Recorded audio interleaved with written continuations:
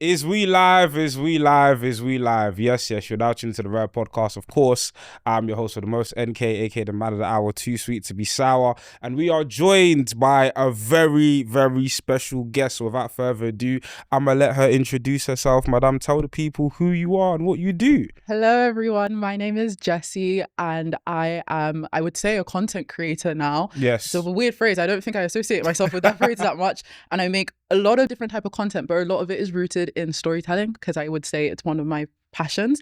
And I'm also a science student. I'm currently studying my master's. Oh, sick. So yeah, that's pretty much a summary of who I am. Sick. So like, how did you like get into like content creation? Like, what made your passion for storytelling translate into something that you wanted to publicize and put out there? Oh, that's such a good question. I think it originally started from a really young age. I've loved like making YouTube videos. So I would make YouTube videos and then I'd put them up and then I'd delete them.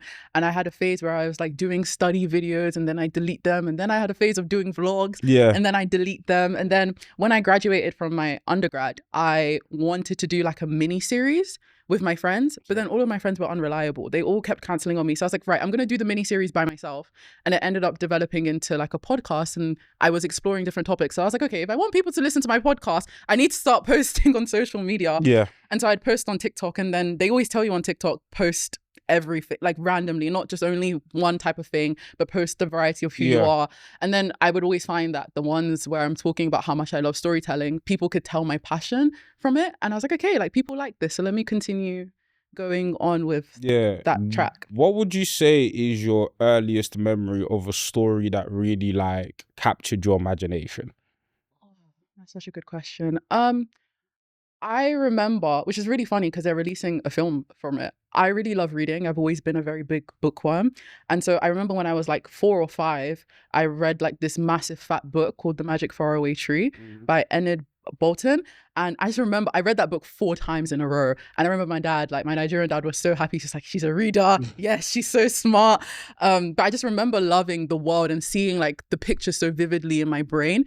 And I was like, oh, this is like really powerful, really cool thing. So I would say that's the very first story I remember making me enthralled with how they bring the story together. Okay, that's sick. That's sick.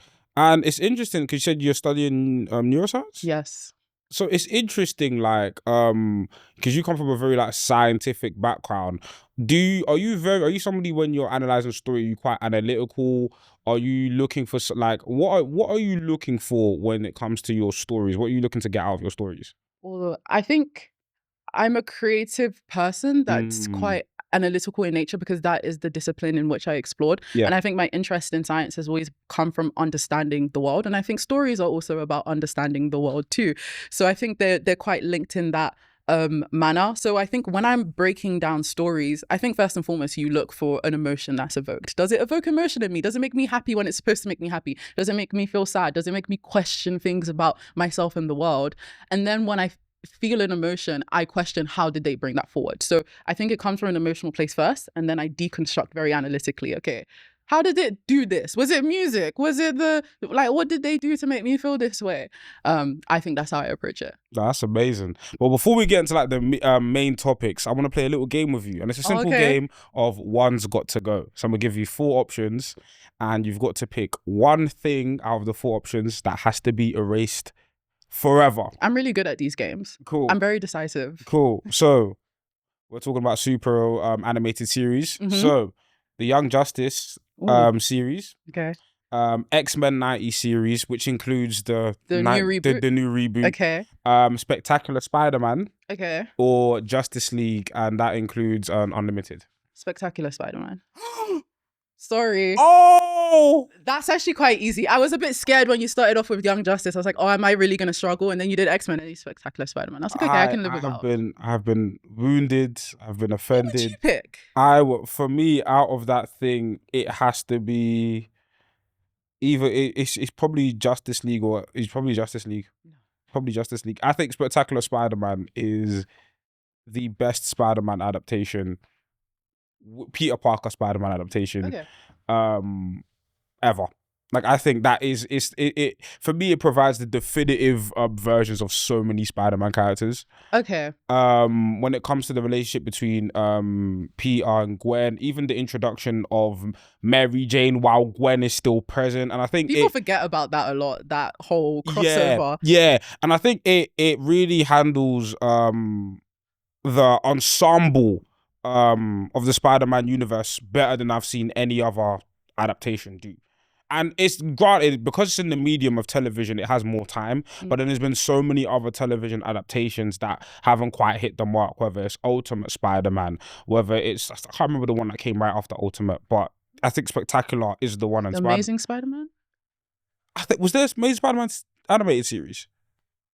Don't quote me on There that. might have been, but yeah. I know there was like Spectacular Spider-Man, Ultimate Spider-Man one, and then there's Friendly Neighborhood Spider-Man that just came out, which people have told me is good, but I have a thing for like CGI, and that CGI in that one looks ugly. Yeah, it's not an appealing medium to watch. I think I get what you're meaning about like Spectacular Spider-Man, but I think Spider-Man is one of those heroes where I've always been somewhat satisfied with how they represent him. That's fair. Whereas Justice League, they butcher that so often, whereas Justice League Unlimited, the Justice League animated series, are probably like the only source at the moment that we have of like a good Justice League. And I think same with like X-Men, less so, but still again, like there's a sense of purity when it comes to the animated series, and Young Justice is phenomenal. It is. So that's why I was like, I can live without a Spider-Man. And it's funny because Young Justice and Spectacular Spider-Man were both Greg Weisman projects, and he did the Green Lantern animated series too. That was great. And it's just like both of those series I adore. Like I slightly like Spectacular Spider-Man more, but like, because of Young Justice, the later seasons didn't hit as much as the first two. But Young Justice season 1 and season 2, perfection. Like, phenomenal TV, especially for something that was supposed to be geared towards kids. It's like phenomenal the way they bring in different casts that you don't even talk about, the character development, and it managed to like legitimize like C-list villains. Like, I never like cared about Sportsmaster until who knows Sportsmaster. But then Young Justice really like put like these like CT villains on a pedestal. Even obviously Vandal Savage is a character that appears in DC Comics a lot, but he's not, I wouldn't consider him an A-lister. Yeah. But Vandal Savage with the rest of the light, like he was running things, and he took shine over characters like Lex Luthor, and I was like, whoa, like they're doing a lot with fringe characters in the universe. They're not just relying on the heavy hitters, which I really appreciate. And I think that's like really good storytelling, because when you have IP that's so big, like superheroes, like DC, and like doing the Joker, everybody has an expectation of the Joker. So there is power in pulling from these C-listers and giving them your own interpretation, because your interpretation will probably be the sole interpretation that people are interacting with. And so you have so much room to play with. And I think that's what Young Justice does so well. Even with the group of superheroes that take center stage, of course you have Dick Grayson, which is a necessity, but you have Artemis, you have Kid Flash, you have obviously Aqualad, and they again, you breathe life into these characters that other interpretations haven't had the opportunity to do. Absolutely. I'm gonna do let's do 2 more. Okay, so we have got, this one was inspired by your notification. One's got to go Kim Possible, Fairly Odd Parents, Adventure Time, or Jimmy Neutron. Jimmy Neutron. Do you agree? Fair. That's fair. That's fair. That's fair. That's very fair. Jimmy Neutron's underrated though. It is underrated, but I wouldn't watch it again. Ooh. Interesting. You know, I've never thought and sat down in my house and been like, Jimmy Neutron. But like Fairly Odd Parents, I think about sometimes. Yes. Kim Possible, I love. What was the other one? Adventure Time. Adventure Time. Yeah. I can't let that one go. Yeah. So, yeah, I think it was just like a...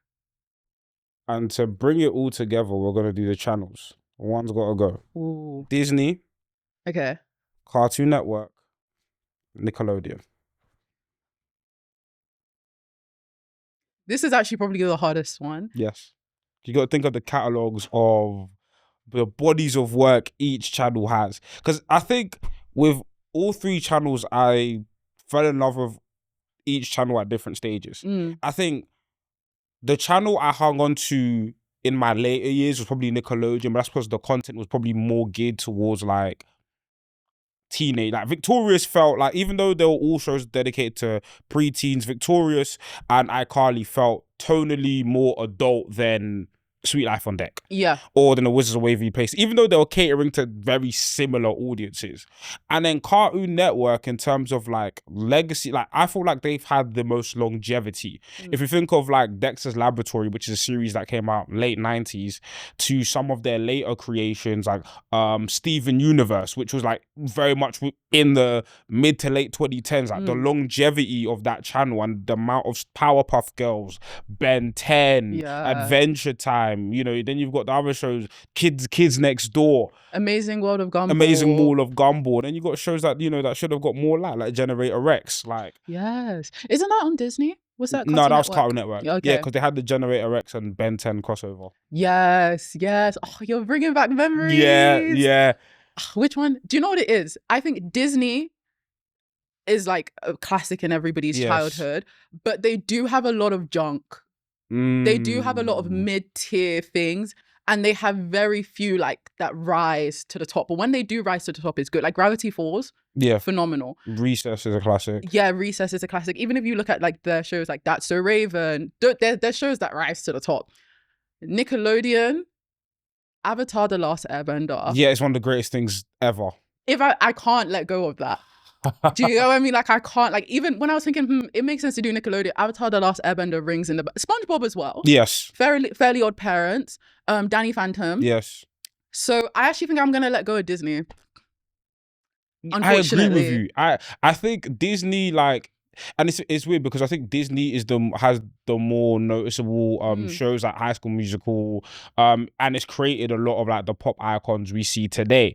But when I just think of like catalog and volume of work, I just think for me, I'd probably rank Cartoon Network, then Nickelodeon, then Disney. It's like quality versus quantity. Yes.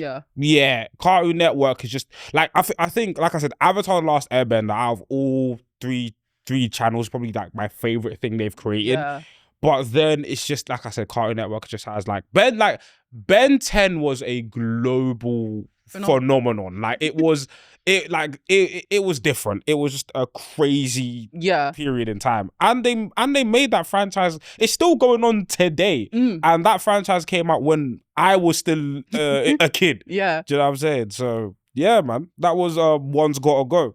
So before we get into like the main topics, we like to do a little segment called Rare Moment of the Week, where we like to spotlight a creative in any field that we feel deserves accolades, deserves attention. So Jesi, do you have a rare moment of the week? I do. Okay, so like most people, I'm a big music head. I love music, but I take special pride in finding musicians that nobody else has found yet. You know, that satisfaction when you found someone before everyone else, and then you're telling people. I like to joke that I found BTS before everyone found BTS, but that's not true.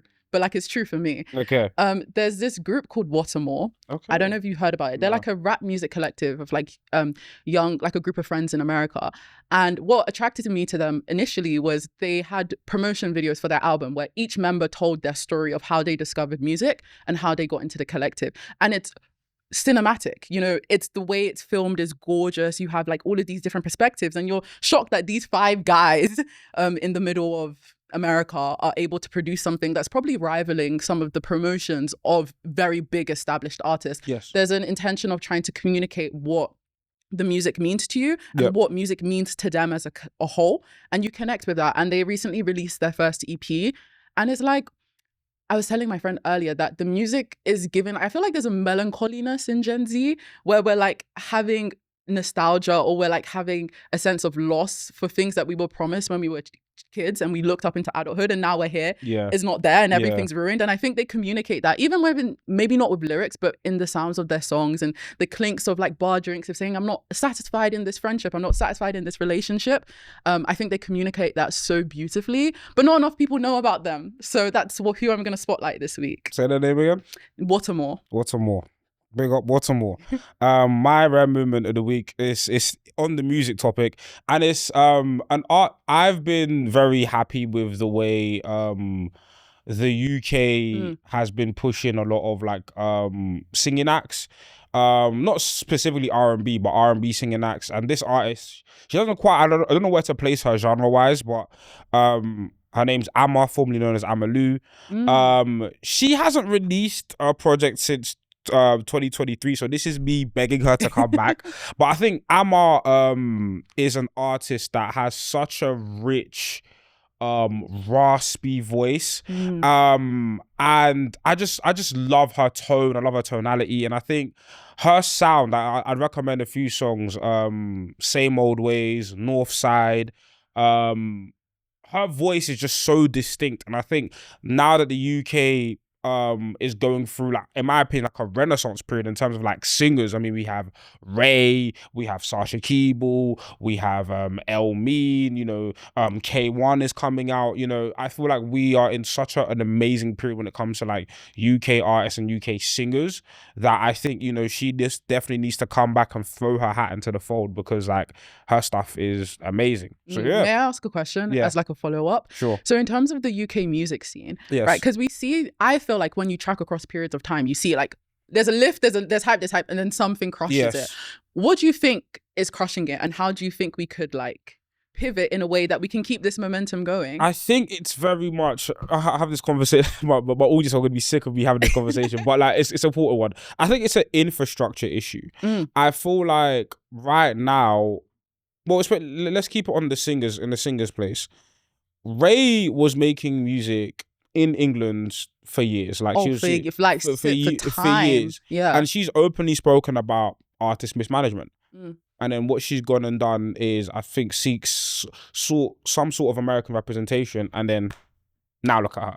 And I think it's very much an infrastructure issue in terms of whether it be labels, whether it be, for example, I mentioned that there's a lot of R&B artists coming from the UK, yet we don't have a festival. We did have one, it was DOT, The Recipe, but that only lasted a year. And there's if you look at like platforms like Wireless, a lot of them are platforming American artists. So I don't think there's an infrastructure to where our artists can really like grow and breathe. For example, artists like El Mean and Sasha Keeble and Shea Universe, they've done Tiny Desks, but it doesn't feel like our major journalistic platforms are highlighting the fact that these guys are going on major platforms in the States. And then what about the platforms that we have here? Are we really, you know, promoting the artists that we have at our disposal? So for me, long story short, I just think it's an infrastructure thing. And also us as consumers to be more vocal and go out and support these artists at live shows, support your local venue that does open mic nights. I think very much supporting artists from a grassroots perspective is so important to their growth and development. But then there's only a certain point that we as consumers can take things. The labels, the powers that be have to be doing more in the UK. No, I think that's very eloquent. I think you like encapsulate it. I agree. I think the infrastructure is not very supportive of artists that are doing something unique. I think they're always trying to find a British copy of an American thing, when in fact we create, because we're a different culture, we are a different mix of people. And so the things that are going to come out, the uniqueness, the things that we should highlight, like in Ray and other artists that have made it massive. You know, Ray, there's no American version of Ray, and that's what makes her so special. But I think artists are, labels are always trying to find like, we want an American version of Taylor Swift in the UK, and it's like, why are we doing that? Even if you look at like, for example, like the UK, like what we had a lot of, if you think about the noughties, we had a lot of bands, had a lot of groups, right? And obviously like Spice Girls, Sugar Babes, stuff like that. But that was very much coming from the, I don't want to say it's a direct correlation, but from what it looks like to me, it comes from the popularity of the Backstreet Boys in America, popularity of then New Edition in America, and then slowly and surely, we bled that into our culture with Take That and Spice Girls. So it always feels like, not to say that we in the UK were hopping on trends from the States, but it very much feels like we're the last people to know. And sometimes we're the last people to know about our own acts. And then you double that down with acts that are considered more urban. that have a much niche audience, it definitely feels like we're the last to know. Because like I said, Ray was here for ages, and it feels like we only give a damn about her now that she's, you know, being applauded on these major stages in the States, where it's like, we had her here. Like she was here for years. Like, where was the Jonathan Ross appearances? Where were the major events? Yeah, for her. So yeah, like I just think, infrastructure wise. Yeah, sorry, I was just curious. No worries. Trust me, it's a topic that I could go on about for ages. But let's go on to like one of your passions. I want to talk about. I'm sure you've heard of the term "the Great Shift." I have, and this is a term that I've like seen appear, and it's on TikTok and on social media for a while now. For those of you who don't know, the Great Shift is basically a term describing the spike in popularity of anime and manga as a medium. And I want to get your thought. I want to get your anime and manga origin story. When did you become a fan, and like, what was the series that really got you into the medium? My dad's a big anime fan. Really? Yeah, so back in like Lagos. Oh, this is interesting. He used to collect Dragon Ball like box sets, like the anime, like to see on video. And I have an older sister that's about like 10 years older than me. And so when she was growing up, they would watch Dragon Ball together. They would watch Naruto. They would watch Sailor Moon. So when I was born, I was kind of like born into a family that already liked it. Osmosis, yeah. Exactly. And so spending time with my dad was watching superhero films as well. He's super into it. It would be watching superhero films. He had this thing where he didn't like baby shows. So when I was younger, he was like, we're not watching Peppa Pig because I'm not going to sit down and watch this with you. Let's watch Naruto. Let's watch Dragon Ball Z. Let's watch something that you can at least learn something from.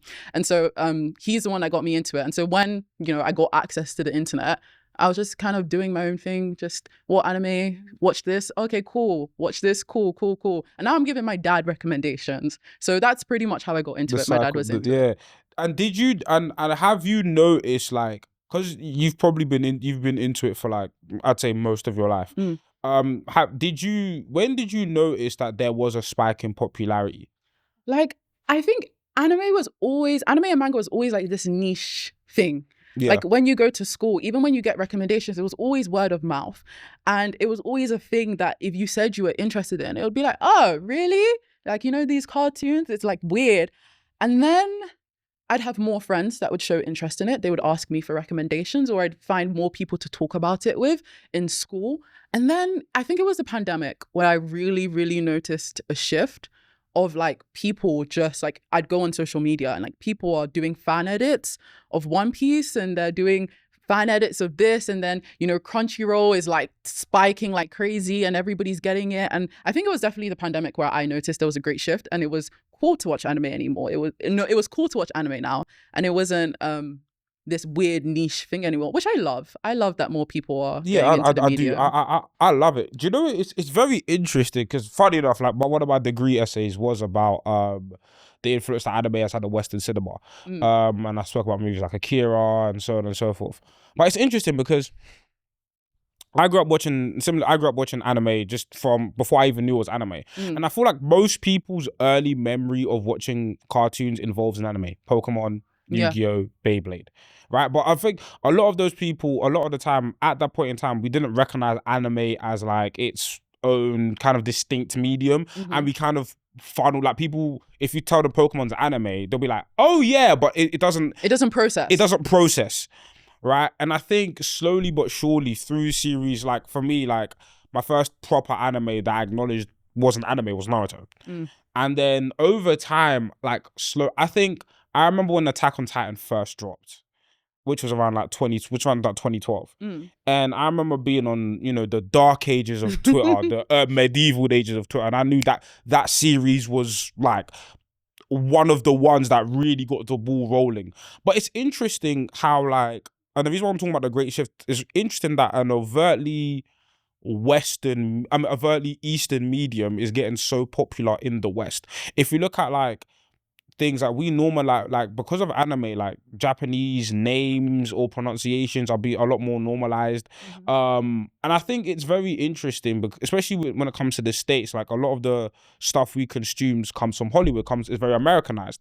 Why do you think these these stories that we see in anime that have very Eastern themes, very Eastern proverbs and ideologies are resonating with the global Western audience? Yeah, that's such a good question. I would say anime and manga is a medium that rewards patience and requires patience and time. It's not a medium that in first episode, if you're like locked in, is going to give you everything in the first episode and take it back. I think the way in which anime and manga is constructed, and I think it inherently reflects the values within Eastern cultures and society, is that the storytelling and the message they want to communicate is prized over the audience. You know, they are going to take their time to tell the story because that's how the story will be best given, you know, and I think that is why it feels different. And people are watching this and they recognize that through giving this patience, the reward is so amazing. You know, being able to see a character's journey and not be cut short because, oh, we ran out of budget, so it's the end of the season, you know, or, oh, we're going to get rid of this character because, you know, something's going on. We just don't think it's popular anymore with the young kids. And it's like, no, we're going to tell this story in the most authentic way the manga writer wants to tell the story. And that is also because you have situations of anime where audiences are complaining, I hate this ending. And then the manga person's like, that's your own concern. This is how I wanted to tell the story. And so I think it is almost a very pure way of consuming someone's artwork. It's art at the end of the day. And I think the reason why anime, I go back to what your dad said in terms of like he didn't want you watching like Peppa Pig and so on and so forth. I think the way, especially let's say battle shonen and a lot of the anime we get exposed to at a young age, obviously they cater to like younger demographics, but I think they don't baby the audience. I feel like a lot of, even in the structure, I think anime was my first time engaging in serialized television. Because if you look at a lot of the cartoons you grew up with, episodic. Each episode is self-contained, and yeah, there might be some things that cross over in the grander narratives, but each episode is meant to be consumed and congested in one sitting, and then you can come back tomorrow and it'll be a completely different topic and with completely different characters. But anime was the first time me as a kid I engaged in a narrative that was, no, you have to watch from episode 1, and there is foreshadowing. There are things that are referenced from the part, like it's serialized storytelling. And I think as a kid, I really appreciated that in my stories, and it challenged me. And I thought that, especially engaging with anime as a kid, I thought that was so important, because I feel like now, especially now that we live in the era of like instant gratification, I feel like it's very important to have stories that take their time. And I'm someone who's still trying to catch up to One Piece, but I appreciate the length, because it's very rare that we get stories that span that long, but still have a narrative through line. It's not a reboot. It's not milking a franchise. No, like it's Oda's intent from day one was to create a saga, and that's what he's done. And I think also, just to piggyback off your point, is that anime and manga, they don't assume stupidity of its audience. There's no need to over-explain something. You either get it or you get it. You hear the message or you don't. And maybe you'll get it 5 years later when you watch it when you're older, or you may never understand it, or maybe you'll get it when somebody explains it to you. But again, there's not this, I'm going to assume that my audience is absolutely stupid and it doesn't understand anything, so it's going to over-explain. I completely agree. Yeah, and also I just think social media in general, and let me ask you this. This is a good question. Why do you think anime and manga specifically has resonated with Black audiences? Ooh. Because I'm seeing a lot of when you talk about like people who have really like put like anime on their back and really like helped boost the pop, I think of creators like RDC. I think of, and I'm seeing a lot of black audiences and black creators really like resonate with anime, specifically like, especially when it comes to boys battle shonen. What do you think is in the messaging and in the themes that resonates to black audiences so much? I think ultimately in the way in which Japanese manga unfolds, particularly battle shonen, is always an underdog, typically somebody who is, for whatever reason in society, is deemed as unfavorable and less likely to achieve whatever goal that wants to be. That could be in Naruto, him wanting to become Hokage. It could be, you know, Luffy wants to become the Pirate King. It could be Inazuma 11. They want to win the football match and they're just unlikely. There's always a sense of an underdog, but it's also how that underdog interacts within the power structures and systems within it. And I think Black people resonate with that because unfortunately in the society that we've created, we are the underdogs for whatever reason. And there's a sense of empowerment seeing in whatever lens that the anime is trying to capture it in. You know, there is an underdog and this is the, you know, moral code that they're applying to, and this is the resilience that they're having, and this is the problems they're encountering. And it's kind of like, I always say stories in anime and manga, they're a way of philosophically interacting with the world without having to interact with the world. Like they're a little bit of a playground. And so it allows Black people to kind of confront in a way that's safe some of those things that are particularly challenging about existing in the society. Absolutely. If you see like a lot of like, even when it comes for removing battle shonen, even when it comes to seinen, like I think of like a character like Guts and he's kind of finding what the meaning of life is, finding like his whole narrative arc is him finding joy in a world that's literally structured against him. Or stories about finding purpose in a society where you feel disillusioned. Yeah, I feel like those themes like resonate with us, and a lot of the time they resonate with us subconsciously. Like as a kid you're not really processing these things, but there's something that's gravitating you towards these mediums. There's a reason why Goku going Super Saiyan resonates with so much, and there's a reason why Frieza is racist. Yeah. I'm sure Toriyama didn't write this as an allegory for like the as for Black people specifically, but he definitely wrote that with those who are marginalized in mind. And I feel like, yeah, and it's very interesting the fact that we go back to these stories being Eastern.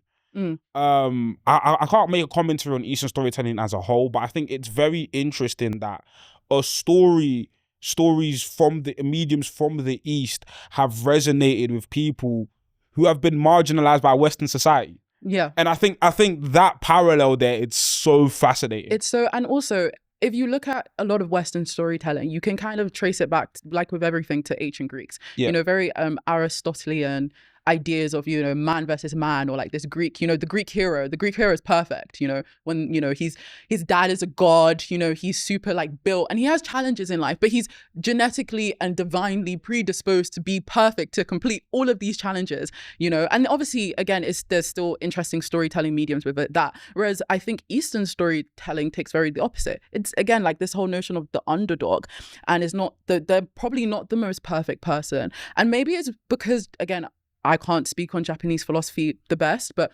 maybe it's because Eastern society is more collectivist. And so as a collective whole, how do we uphold society? Whereas Western society can be visualized to be quite individualized. How does one person achieve all their goals, but how does collective achieve all of their goals? Yeah. So maybe because of the way in which society is structured, they pay more attention to the interactions of people within other people and how that person being uplifted doesn't affect the other person. And even when you have like an anti-hero, you know, their devastation is the fact that they haven't remembered the collective. Yeah. Whereas an anti-hero in Western media, their devastation is because, you know, they got too much pride. It's not about the community, it's about themselves. Yeah. Yeah. And and it's so funny because I think back to like villains like, for example, Pain, where it's like in Naruto, where it's like yeah, he's taken the notion of like world peace, but he's removed everybody else's freedom of choice and imposed, and it goes back to the idea of the anti-hero where they've forgotten about the collective and imposed that's a really good point of view. And speaking of like how these characters like combat like the world that disenfranchises them, let's talk about power systems. My favorite topic. Let's talk. I know when I think that's the video where I was like, I've always had these thoughts, but you articulated like your love for power systems in the way I was like, yes. Like, talk to me about like what fascinates you the most about power systems inherently. I think as a lover of fantasy and anime and manga and superheroes, I think I've always interacted with stories where powers are important, you know, and magic's important. But I've noticed that there would be some things I watched and I'm like, this is horrible. Like, what are we doing here? And there'll be some things I've watched where this encapsulates something perfectly. And so I think I just kind of become obsessed. I mean, the writer Brandon Sanderson, and he's very famous for like works of books like Mistborn and The Way of Kings. And he said something like the author's ability to solve conflict with magic is solely dependent on the reader's ability to understand the magic system. And so I think once I read that quote, I was like, okay, this makes sense. Like, if I can't understand the power system, then anything that you are trying to do within the power system will not make sense. And the whole story falls apart. Power systems are complete. I think they hold stories together. They're so important. They are absolutely important, and I think the greatest power system I've seen in any fiction I've read is Nen from Hunter x Hunter. You know what? I was gonna bring it up because when you sent me some of the things we were going to talk about, I was thinking, yeah, what is my favorite power system? I asked my dad, Nen. I asked my friend, Nen. Like, everybody collectively who's watched Hunter x Hunter comes away thinking like, this is the best one. Because I think Nen, right? The reason why I think Nen isn't like, for me, the pinnacle is because, one, if you just look at like you can analyze it from a scientific perspective. The Togashi's Nen chart in terms of like specialists, emitters, like the fact that there's a diagram. The fact that Togashi explains Nen as if it's just a way of life, as if it's just like a degree you could study, and you get. But also, I love the fact that the power system is something that can be evolved, and it's something that is directly informs us about the characters, because the characters get to literally form their Hatsu, form their abilities. Okay, if a character has agency over the abilities they form, why have they made the abilities they've made? And a perfect example is Kurapika.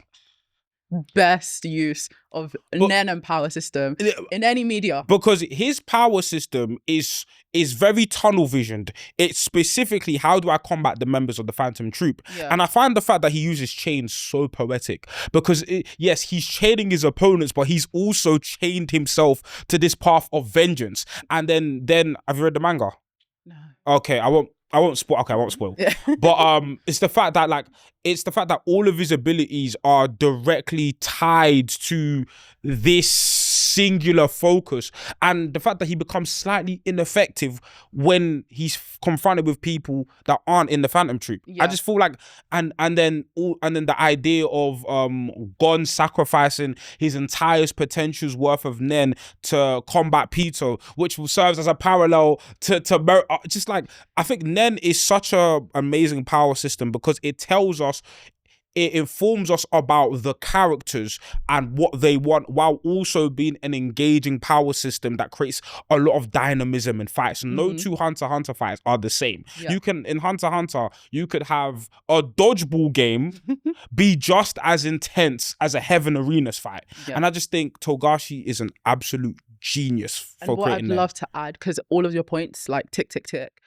the way Togashi explains costs in the power system is phenomenal, because a power system has to have costs. You know, there's no power that is absolutely infinite. Limitless. Okay, it's terrible power system writing if there is no, maybe the potential is limitless, but there has to be things that prevents people from just being cracked. Yeah. You know, so I was like, no, like the costs of using Nen, like, is the fact that, you know, Kurapika, he can't do the other thing. It's the fact that if you want to be as powerful as possible, you can say, okay, I can only use this special ability with this one person, and it's the most powerful ability ever, but that's the end. And I can't use it anywhere else. And the conditions. Like having Nen having certain Nen abilities with conditions in mind. And again, I think, because when I hear people talk about power systems, it's Nen and stands. Those are the two power systems that I see held up. And the reason why I prefer Nen over stands is because characters have agency over their power. Yeah. I think stands are amazing, but I think the thing that I prefer, that makes me lean towards Nen, is because stands is very, okay, you're given a set of cards and it's up to the stand user to use and manipulate their abilities the best way they can, which is amazing. It creates a lot of potential for scenarios. But for me with Nen, it's like, everything is meticulous. Even the characters, even in universe, the characters are meticulous about the powers they bestow upon themselves. And I just find that touch right there is just what sets it above for me. And also, we'll keep going on for them forever. Yeah. But also, I love, and this is kind of similar to the giver power system in Gachi Yakuza. I love a power system that is individualized to the user, so it tells you some information about the user's character or backstory. So when we discovered Killer was a transmuter, yes, and then we're like, why do you have electricity powers? Well, I used to be electric shocks as a kid. And you're like, oh, that's not very, and it tells you more about the character. Exactly. It gives you insight. And I love that, because a power system at the end of the day is a storytelling tool. And I think writers should use it to their disposal in the same way as well. Yeah. And going back to like Western and Eastern, I'd never, until I'd consumed anime, I'd never seen the powers be represented in such a way. I think a lot of like when we talk about like superheroes have like one set of powers, and you know there might be some evolutions here, some evolutions there, but usually we know Superman can fly, laser heat vision, so on and so forth. It's interesting how, like, again, let's say comic book, let's simplify down, comic books and anime manga represent power in a sense. It's interesting how, like, in these comics, like, a lot of these characters revert back to the status quo, where within anime, it's always about the evolution. It's always about, okay, Gon episode 1 does not have the same power set that he does in the final episodes. Naruto definitely does not have that same power set. And obviously, there are issues with that method of storytelling, because you have power creep, power escalation, and you have a series that starts off with ninja that ends with aliens. Yeah. Do you know what I'm saying? But I feel like in anime and manga, there's that constant escalation, where when in more traditional Western stories, there's the status quo. Why do you think that is? I think it's just the difference in the way those stories are told. I think with Naruto, again, we're starting from point 1 and the writer's trying to get to point 50. Yeah. And they've mapped it out, and the power system is a tool to, you know, convey that storytelling message. But with comics have been going on forever. Most comics that are being written are building off of pre-existing IP. And so they are limited by things that exist. You know, we can't like suddenly make Batman start flying. Yeah. But, you know, we can if we do an elsewhere title, but it can't be related to anything else. And it has to be very self-contained. And then by the end of the 12th issue, we need to like never think about this again. So I just think it's just in the nature of which how these stories are constructed and communicated and brought across. But I mean, again, like you have shows like Invincible, you have shows like Arcane. Like, you know, I think there's Western media is like slowly, and Avatar: The Last Airbender. Of course. But that's so heavily inspired by anime. It's so thematically Eastern. It is. So like I said, like in my head, Avatar: The Last Airbender is an anime, but it's not. It's not. It's not. But it's so. Just even the imagery and the things it draws from is so non-Western. Yeah. In terms of course, the writers are West, but even like I was watching a thing, all the martial arts they drew from the East, like it's such a thing, and not to say that the East is inherently better than the West, because I feel like sometimes you can get into like I can't remember the exact term, but you can overly romanticize Eastern culture and stuff like that. But it is a thing narratively that I've noticed that there are differences in the types of stories we tell and how we tell them. Yeah. But I do want to say though, I think it's not necessarily that there are people, Western media can't produce these stories. No, I think it's just that they're not giving the same level of funding and attention within Western medium storytelling. I guess it kind of relates a little bit to films, and you hear this conversation a lot in films where people complain, hey, I haven't seen a good film that's not from, like, you know, a 3rd, 4th, 5th, 6th, 7th franchise series. But it's like, well, no, these films exist, but they're not funding them because nobody's going to go watch them. And I think it kind of reflects in storytelling. I think those stories are there, and like those comics are being produced, but they're just not being pushed, unfortunately. Absolutely. Like, I think, like, you asked me like one of my favorite TV shows. I think one of my favorite TV shows to come out in the last, let's say 5-6 years is Lovecraft Country. Ooh. Have you watched Lovecraft Country, if I could summarize it, it's set in like I can't remember a specific time period, but it's set in like segregation era, Deep South, and the story very much covers different Black myths. Ooh. And I call it, to give it a short title, I call it an adult Stranger Things. Okay. Think of like the hijinks of like the Stranger Things cast with like all like with Vecna and all that stuff, but it's set in like the deep south, and racist owners have a monopoly on magic. Oh, okay. Have a monopoly on magic. And it follows the story of Atticus, and he's encountering these weird astral beings in his town while still having to fight racism. And I think it's one of the things where like the story very much touches into like deep Southern culture, deep Black Southern culture, when it comes to like, you know, ancestral practices, when it comes to that, the roots and stuff like that. And I just think Lovecraft Country was such a unique show. And I love the representation. It wasn't just Black representation. There's a character that delves into like Korean lore. Like she, like, I don't want to give away a story, but like it talks about like the nine-tailed fox, but like not the Japanese one, the Korean one. Yeah. And I just feel like stories that are able, because like you said, a lot of the stories we touch upon, you can trace their roots or their narrative roots back to Greece and back to Greek mythology. I love stories that really tap into different roots. And I think that's why like anime and manga have worked so well, because they're inherently Japanese mediums, and they're giving us, as a Western audience, they're giving us access to a culture we don't often see. And I feel like the thing in storytelling, especially in the West, especially, you know, in America, the UK, where you have these big metropolitan cities filled with different people with different walks of life, I feel like those stories, those cultures are so rich in terms of things we could use in cinema, in television, that haven't been tapped into for whatever reason, whether it be funding, whether it be lack of opportunity. I just feel like, especially, the world is so much more globalized, but we're seeing very similar linear stories. And I also think like when you track back, you know, the history of film and media and the way it's intentionally misrepresented minorities to construct certain social narratives, you can tell how like we've ended up in the place we're at. And you can then tell why anime and manga, when we're given the opportunity to access these stories, just blows up like exponentially. Even you think K-dramas blow up exponentially, because of like this kind of leveling of streaming services, which has drawbacks, of course, but it does level the playing field a little bit in terms of distribution and what you can access, like Parasite winning, you know, one of the best films ever. Squid Game becoming the most popular show in Netflix history. It's a leveler where people from their own backgrounds now have the opportunity to be the ones to communicate their own stories, you know, funded by their own people to get the message to the world. And Absolutely. I think that's so important. That is tremendously important. This will be the last topic. Let's talk about the MCU.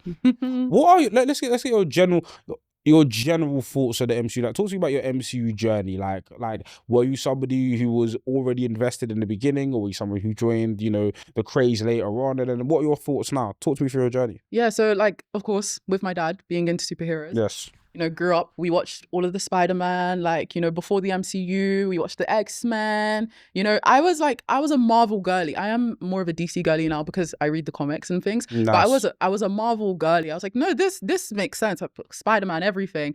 And then Iron Man came out. I was like, come on, like this is, and then the universes started connecting. I was like, wait, this is so good. Definitely like that whole ride up until Endgame was just phenomenal. A moment in cinematic history for sure. No, 100%. And I think that's something, whenever somebody critiques the MCU, you can't take away from what is the Russo brothers. The Russo brothers did, bringing all of those different facets of the universe together and getting people to the point where they were leaving, like people were booking. When was the last time you booked a cinema ticket in advance for a movie that hadn't come out yet? Like a month in advance. I remember, so I was in university for Black Panther. I saw Black Panther, Infinity War and Endgame in the same cinema. And I remember the lines. And it was all us students, like, because we said respectfully, we don't care about the kids. All of it, like, it felt like the entire university was in one cinema, one Galleria cinema in the middle, because it was a moment in, like, the MCU made the cinematic experience an event. Yeah. it was the like before, when you used to consume movies, like, oh, this was a really good movie, I'd love to talk about it, but the just pulling up to the cinema was an event. It was so serious that they had to do like on social media like a time period where you can't do spoilers or you would get like doxxed. Yeah. Like it was that serious. It was like we have a 1 week period where no spoilers, nobody's allowed to talk about this movie because everybody needs to see this movie before we can discuss it. Yeah. That's how serious it was. It was serious. Yeah. So my thoughts on the MCU now, I think they should have stopped at Endgame. I don't see why we continued. Maybe it's because I'm used to comic books having reboots and I'm very comfortable with this idea of, yeah, we're done with this storyline, let's move on. But again, I think it's this thing of people like continuing they like dragging things out until they don't like it anymore. So that's my thoughts on the MCU. I think people have MCU fatigue with good reason. It's going to be hard to tell a good MCU story now because there's so much precondition set before. I'm watching an MCU movie, I'm like, how does this make sense? Because, you know, when we're talking about Infinity War, this happened and this, like, I have so much context that I'm comparing to. I think the MCU is so funny. The MCU has inherited one of the issues I have with comics. Yeah. Which is the MCU was like the MCU at its foundation was to kind of replicate the the shared universe experience that you get in comics, and it did that masterfully. It's the first. It's the first of its kind to ever do that. But then what happens with comics is that, okay, if the classic tale, somebody asked me to read Spider-Man, I asked them which one, and there's so much pre-reading before you're reading. I tie this back to the MCU with the TV shows. Now you have pivotal narrative arcs happening off screen in a separate TV show. Already, it was a big ask to get audiences to watch multiple films that connect, but fine. It's all within one medium of cinema. But then now you've branched out and connected television to it. And now you have multiple TV series that branch back into the MCU. So I mean, you can just watch the movies linearly, but the MCU has expanded to the point where, yes, there's more content, but because there's more content, I feel it alienates certain audiences because now the gap between you missing a film isn't just a film, it's a film plus the miniseries plus the secondary film that connects back into the universe. And I think it's overload. And also, I feel like a lot of most of the characters we started the journey with are no longer with us. Yeah. So it feels like the anchors of the universe are gone. Now you can still create stories through that, but I feel like they should go back to telling singular stories. And you could still keep the framework of the universe. But I think now everything is so incumbent on, we're building up to something. Why can't you tell just a simple narrative with a character rather than it having to be a quintessential piece to the entire universe? Because right now we don't have any anchors anymore. Our anchors are gone. So you're going to have to get us invested into these characters as individual characters rather than pieces to the puzzle of a wider universe.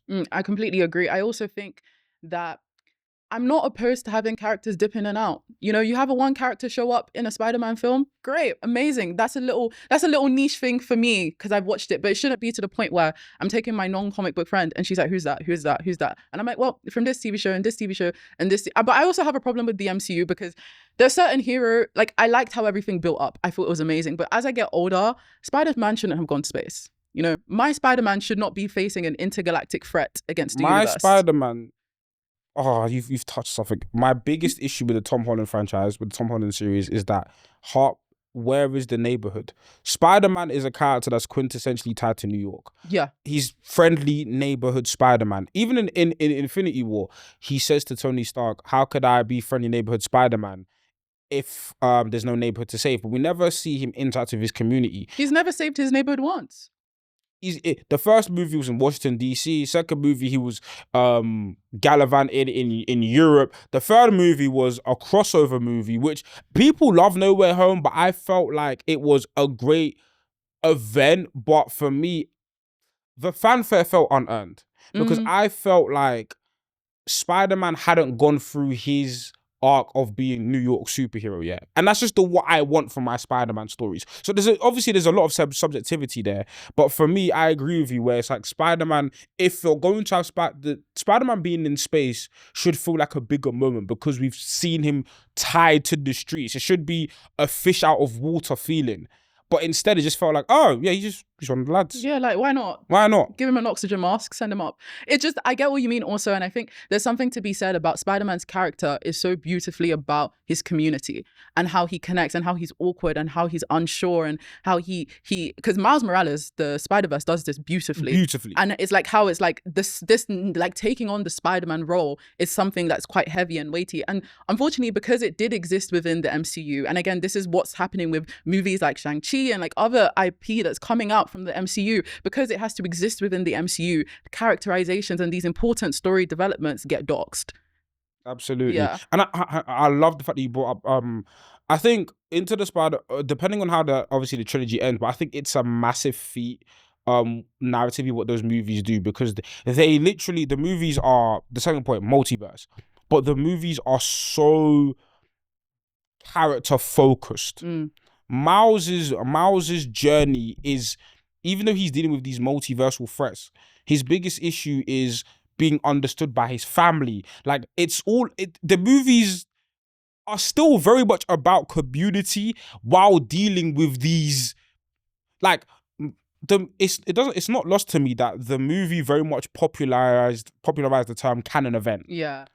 But it's still like, when I think about the emotional beats of the film, I think about Miles' conversation with his mom, the iconic scene now of Gwen and Miles sitting on, which has now been referenced throughout so many different shows, whether it's Arcade, Invincible. Like, I just feel like that show, that series of films, despite the grand scope of it, still feel so deeply personable. And I feel like that's, it's proof of concept that you can tell these massive stories while still keeping the focus, the characters. If some crazy person decided to give me the reins of the MCU, I'd like start reboot completely. Whatever they're doing with Secret Wars, I don't really care. They can finish what they want to do. And then I'd just be like, okay, Spider-Man, you're going to be your own separate thing now. Like, you're just going to be friend, and we'll keep doing you as long as you want to do you. We'll develop your stories on your own. Because I don't think Tom Holland's done yet, and I don't think his story's done yet. No. And I want to see that story carried out. And then I'd go to X-Men, because now Disney has acquired Fox, right? The biggest thing when Disney acquired Fox was X-Men. Like, that's the Spider-Man and X-Men are the heavy hitters of the MC, like the Marvel comics. And so I think I would, because there's so many beautiful stories to be told, and especially in today's like socio-political climates, having the discussions with the mutants, having that illustrated on scene, I think that's powerful storytelling. And that's why, like, I'm nervous about the X-Men, because the X-Men are so thematically rich that I don't want them bogged down with the wider politics of how this relate to the wider MCU. The X-Men story is big enough. It's big. There's so much. Magneto alone is enough. Then you've got the whole the whole idea of mutants in society being an allegory for, again, marginalized people. Yeah. Like, mutants can't just be overpowered beings. Their experience is unique in the fact that they are marginalized and discriminated against. And that's why you have to reboot it, because you can't add mutants into this world when aliens have invaded New York 25 times. Exactly. It's not going to mean anything. It's not going to mean, and you can't fabricate a conflict where you guys are openly pro-Hulk. Do you know what I'm saying? In this universe, it doesn't make sense for you to now have this prejudice against mutants, but then, like, you love the Avengers. It just doesn't make sense. Yeah, so I would do a clean, fresh reboot, and I'd start, like, I'd do an X-Men universe. I'd do an X-Men storyline. I do, like, you know, obviously Wolverine has loads of films. I do a Magneto film. I do that origin story between Magneto and Professor X as they're younger, how they build that up. Like, I do those stories and allow that to build out in the X-Men universe. And maybe Spider-Man says hello once in a short cameo for 5 minutes, and then he goes back home. Last point before we wrap up. And I feel like when I knew the MCU had lost the plot was when the selling point became the cameos. I look at this Avengers Doomsday marketing, and it's like, this person's in this movie, and it's like, are you selling the film based off the cameos. It's so straight. And then also when you see like, what's it called? Nightcrawler. Yeah. Who plays a Nightcrawler? Alan something. Sorry, I forgot. They were asking him like, so what's the plot? He said, I don't know the plot. I just showed up and it was a green screen and I did my role to no one. I don't even know who I'm acting with. I just think, I think there is this question of like the death of cinema and how, you know, that's going to affect, you know, film and storytelling. But I do think, as much as I love the MCU and as much as I love these stories, I would love people to pay more attention to original IP, original heroes. Absolutely. Like Sinners is a beautiful example of how you can create original IP, rich music, rich storytelling, rich world, beautiful hero, end of movie. This is, when it comes to like the end of decade wrap up, for me, the two most important films for me as a cinema fan, Sinners and Everything Everywhere All at Once. Everything Everywhere All at Once, masterful. That film, right? Those films are two films that aren't attached to existing IP, but are very much about telling their own stories, and they highlight ingenuity in cinema. They highlight, because Everything Everywhere All at Once is a masterstroke in VFX. Oh. It's just it's something that pushes the medium forward. Yes. Sinners, where Ryan Coogler's campaign for IMAX. I went and bought the IMAX £20 ticket. Was so important for pushing cinema forward. And I feel like what you said about supporting films that aren't attached to established IPs is so important. It's so, like, I cannot articulate, particularly, especially because obviously Netflix has now bought Warner Brothers. People are like, I don't know what's going on there. I think it's so important now to support cinema, support storytelling, support, like, really, like, storytelling. I always say, like, as humans, we've been given this beautiful gift of art and being able to create things to tell and envision our internal world and interact with our external world. Don't take this gift for granted because of the convenience of not wanting to learn something new or explore something new. Go out, watch new IP, go watch a TV show that has 50 episodes that you've never heard before in a different language. Like, allow yourself to explore the richness of the human experience through these mediums that people are trying to tell. I think that's important. I think that's an amazing way to end the episode. Jesi, love you coming on the show. I'm definitely going to have you back on again. But tell the people where they can find you at. So so I post a lot on TikTok, particularly if you like the content we're talking about today. It's Jesi Loves. So I'm always in the comics. I will talk to everyone because I love talking about what I love. I also have a podcast. I mainly talk a little bit more about science there, but also do reference, because my life is anime and manga. A lot of those manga is called the Female Genius Podcast. And we have a lot of amazing women who come on and talk about their work as well, which is incredible. So please do go and join me on those platforms. And thank you so much for having me. This was a lot of fun. No, this wasn't. Honestly, this is a conversation I've been wanting to have, and I feel like having it with you was just like perfect. Like, there's so many parts of this episode I can't wait to clip up. Thank you. But since you're here, since you guys are here, make sure you like, share, comment, and subscribe. We'll have all of Jesi's links down below. Make sure you follow us on Instagram, follow us on TikTok, help us get to 10K on TikTok, please. But yeah, be in the comment section, tell us what parts you resonate with. But yeah, this has been the Right Podcast. We are signing out. Catch you in the next one. Peace.